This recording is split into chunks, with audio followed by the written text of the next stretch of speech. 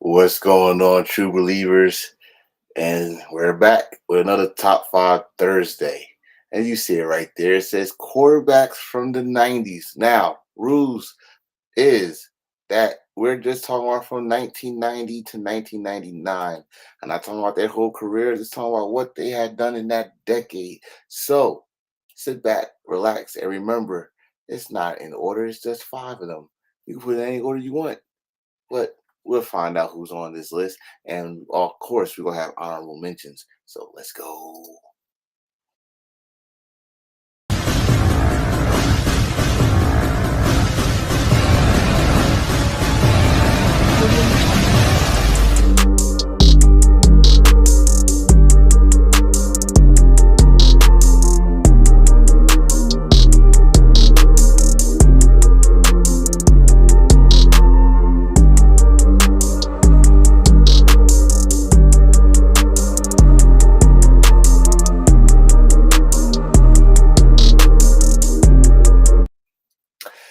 Here, what's going on? So, this also is a brand new thing because now I'm on Restream, not with StreamYard no more. So, if it looks a little different, which it don't to me, but I went to another direction. Anyway, this is top five Thursdays quarterbacks from the 90s.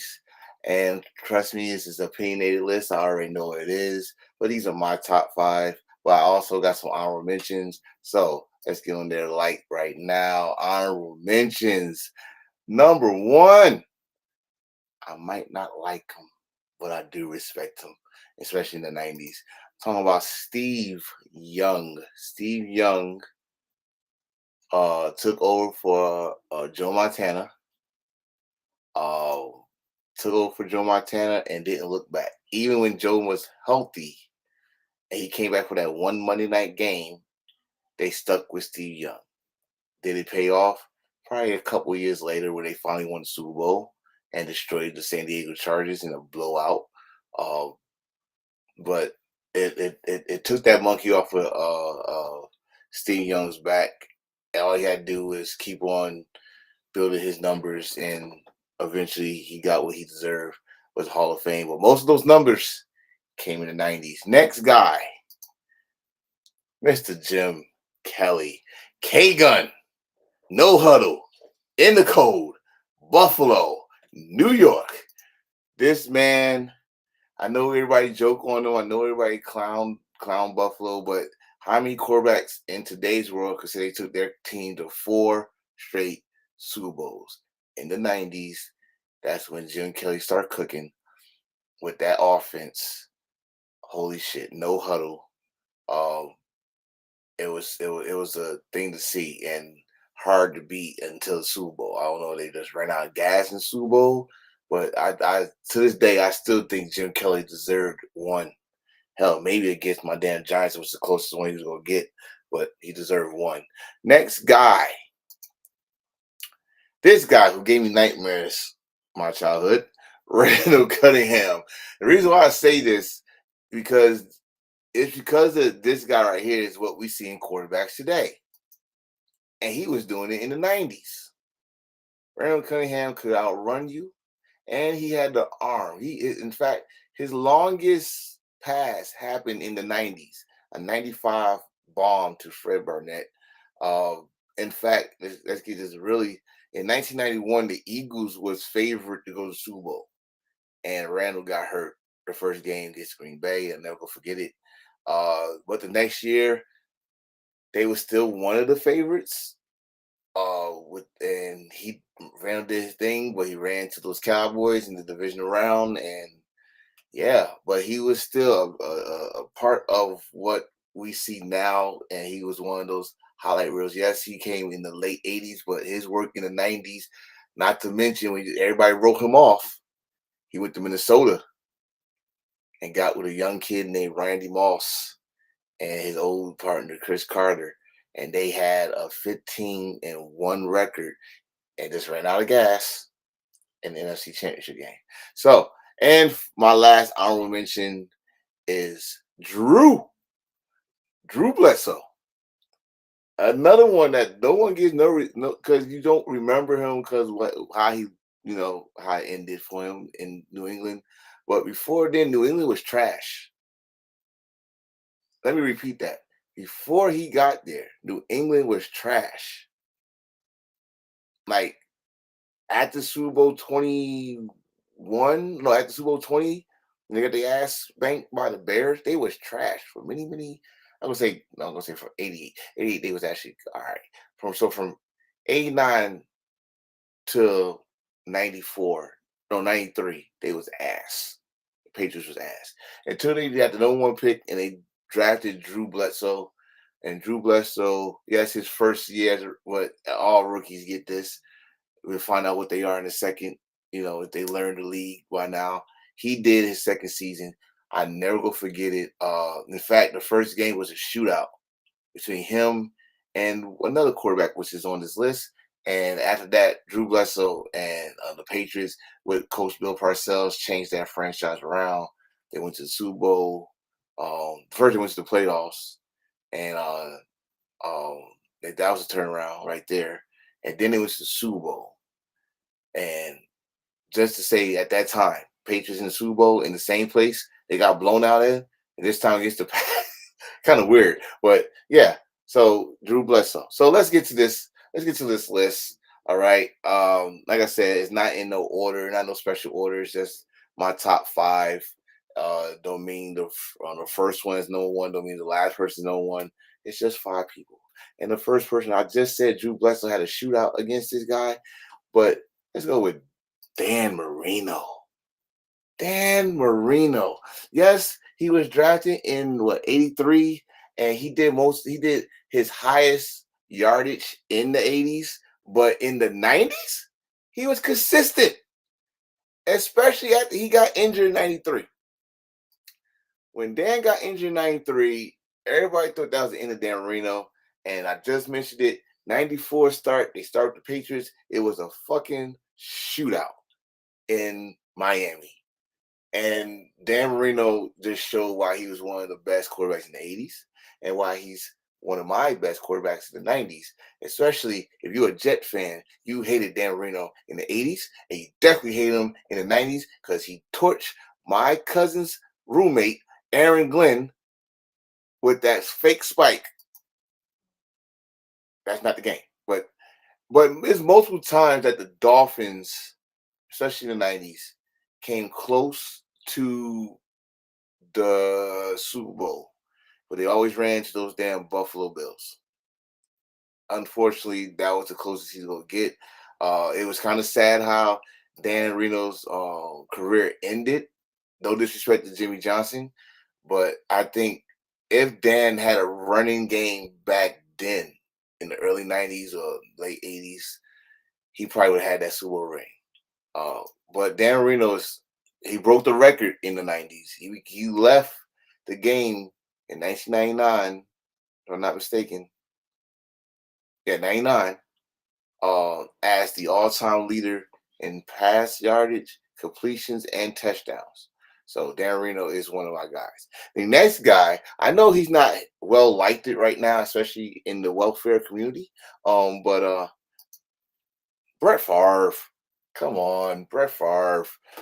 We just keep it football here. Brett Favre. All right, listen. 1992, Magic Man goes down against the Bengals. Uh, and this guy comes in, don't know the playbook for shit, but wins the game for the Packers. And then not only he did that, this dude showed what the league was looking forward to for the next 20 years.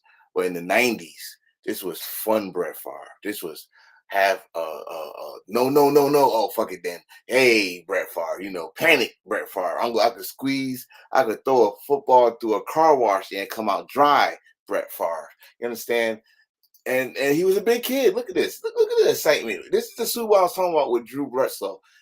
The first pass this man threw was to Andre Rison, if I'm not mistaken. Yeah, Andre Rison to the damn end zone. The first pass.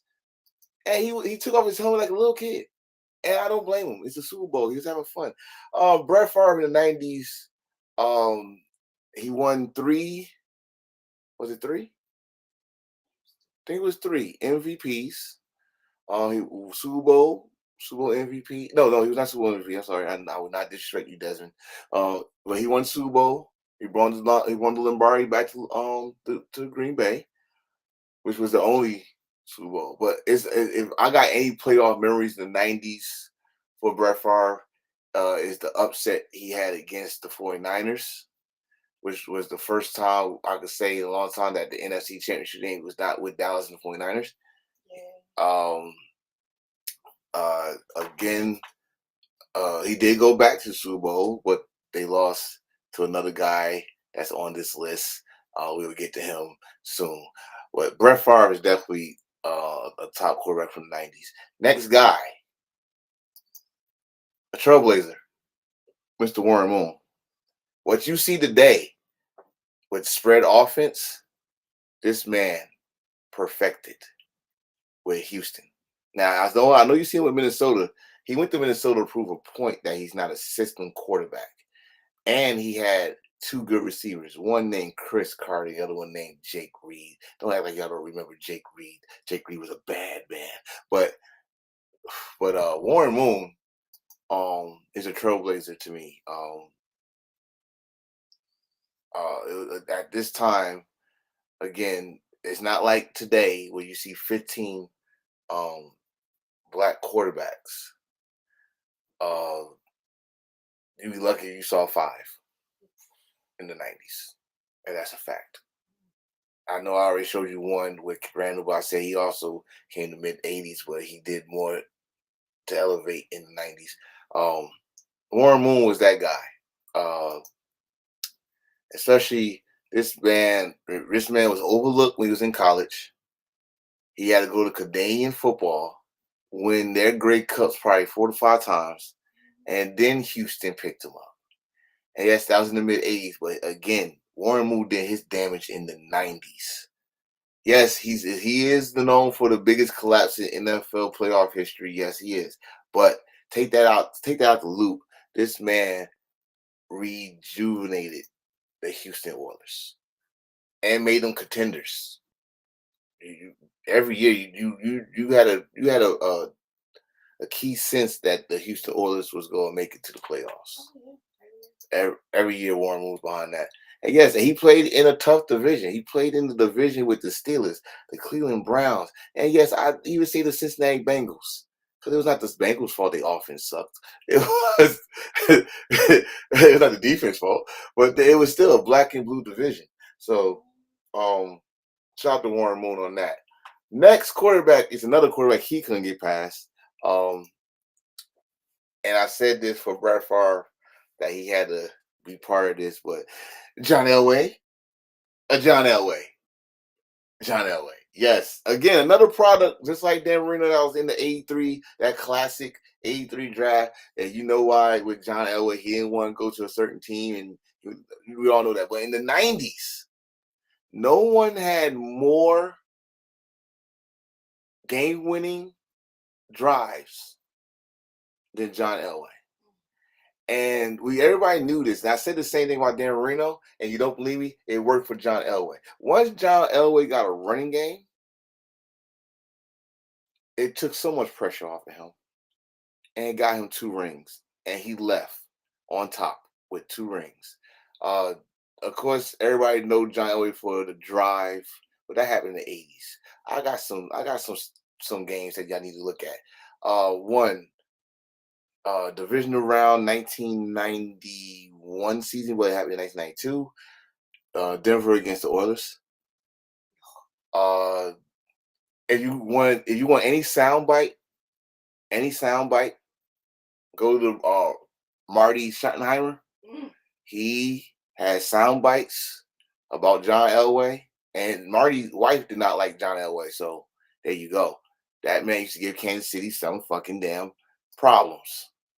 Okay, John Elway had a rifle for an arm. I know I just said this about Brett Favre, but I can say this about John Elway. He could shoot through a car wash and the ball will come out dry.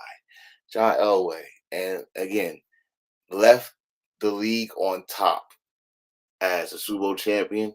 He also was a Super Bowl MVP in one of those Super Bowls. I think it was the last one he went to. And yes, he's one of my top quarterbacks in the 90s.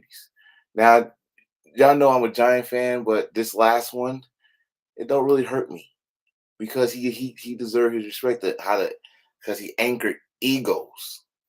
And I'm talking about Mr. Troy Aikman, the cowboy himself. In my day, that was Captain America. Okay, my uncles had to live through Roger Staubach. I had to live through Troy Aikman. Troy Aikman, if he was playing today, probably his numbers would have been better. But the reason why I say he's one of my top quarterbacks in the 90s, because one, all he did was win, baby. 3 Super Bowls in the 90s. Very accurate when he needs to be. Put that ball where you're going to be, or where I'm telling you you're going to be. Troy Aikman, very accurate. He don't get the flowers that he do because he do commentary now. But when he played and the lights was bright, and yeah, you had Emmitt Smith in the back that could help. But when you had to get the ball down, I mean, I'm going to talk about a game where he lost, which was the NFC title game against the 49ers, and they fell behind. His arm almost got them back in the game by himself. So Troy Aikman is my final top 5 quarterback. My question is, what are your top 5? Is any of the quarterbacks that I mentioned in your top 5, or do you have a whole different top 5? Please put it in the comments. And always, please, especially when you come on my YouTube page, like, share, comment, and subscribe. I'm your boy, Enforcer, Mr. Attention Getter. I must sign out. Deuces.